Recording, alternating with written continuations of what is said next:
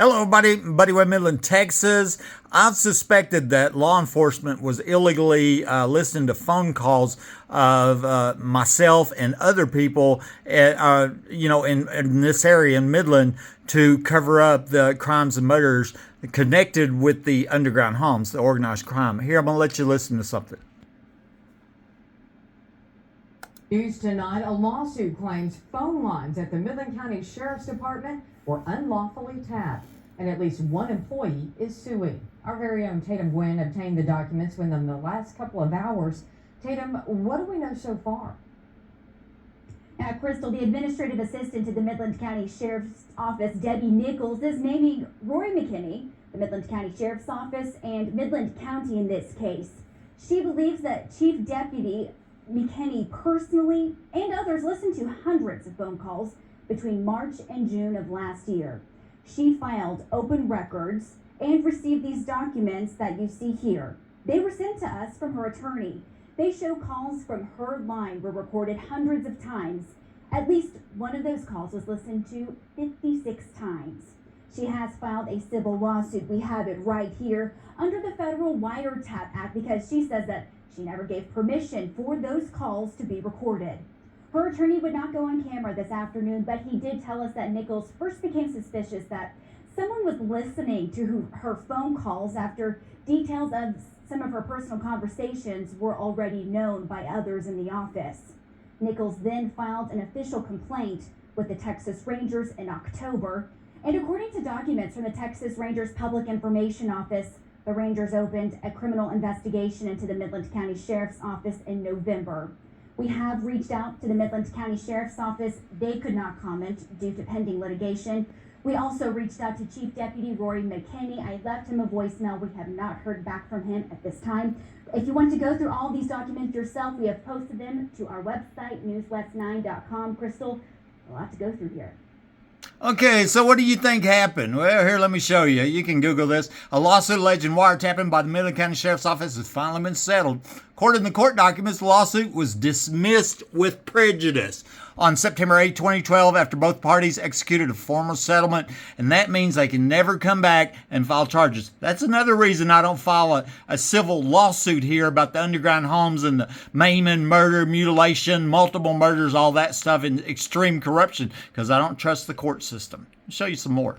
Here's another News West 9 story. What happened was Painter died. We had an election. Kreiner won the election. And then the investigation by the Rangers on this wiretapping. And then there was 4 officers that left, or 5 officers left the Sheriff's Department. And one of them was Chief Deputy Rory McKinney. And another one was Sergeant Investigator Margarita Shahan. And I found her name on police reports from my house. And I suspected that might be why she left too.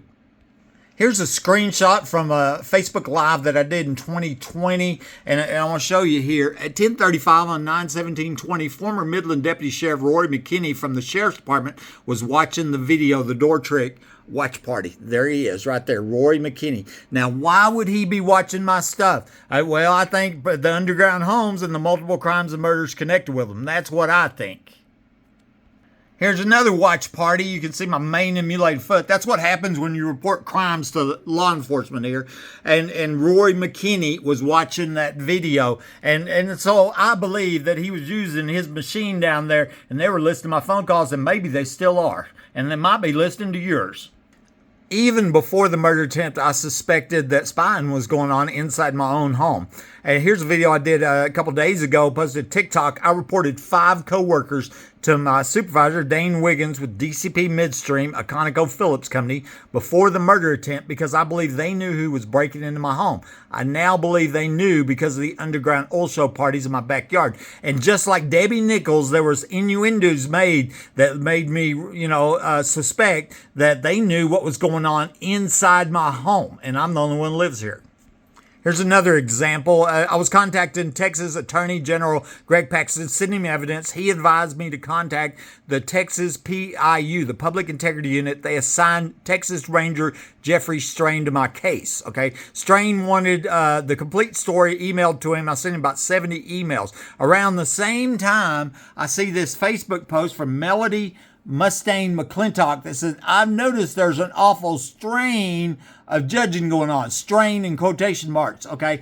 That led me to believe that she knew about my private emails about capital murders to law enforcement, okay? And then her meme was, don't judge someone just because they sin differently than you. And I wondered if that was a reference to what was going on in those underground homes.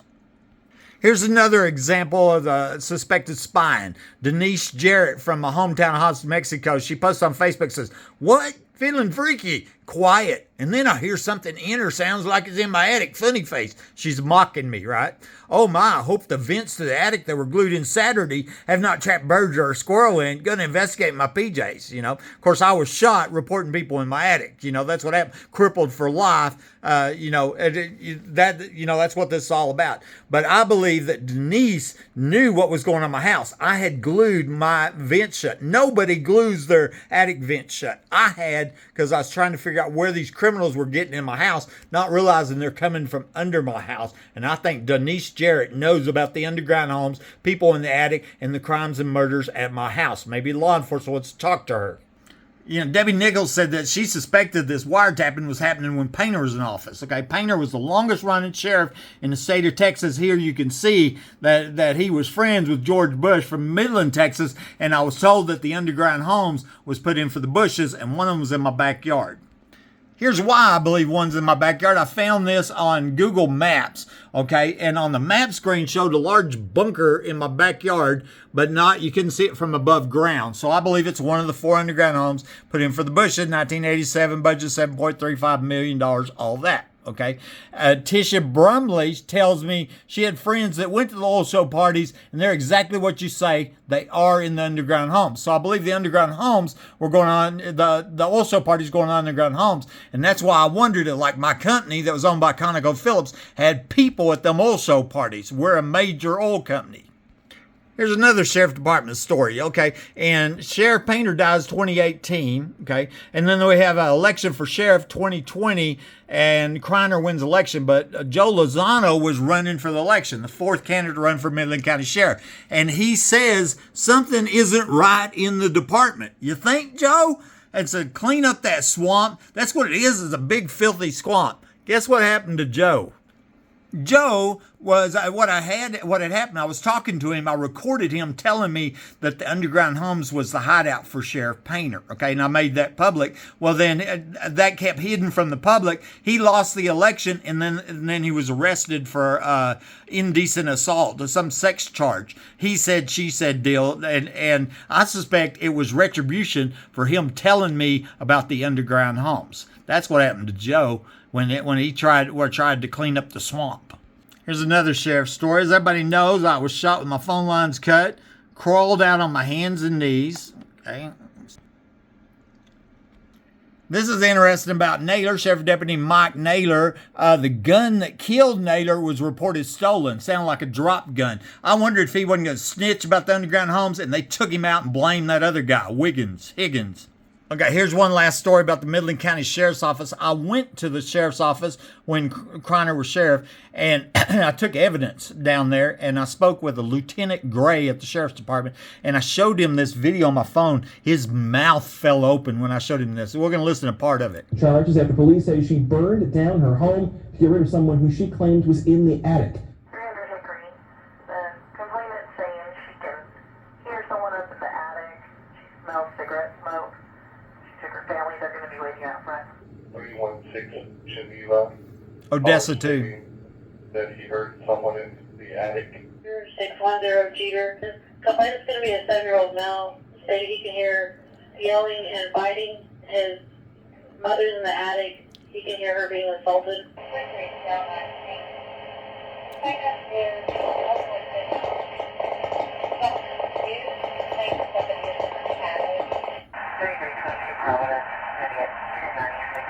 And now 1096, the dispatcher called her crazy. That's what I figured out. All these other crime victims, all these many other people reporting people in the attic, and they're calling them crazy. That's what's going on. But I showed that to the Lieutenant Gray at the Sheriff's Department, and then I showed him this list of 42 other homeowners I documented reporting people in the attic. He's like, "Well, how did you get this?" I said, "I created it."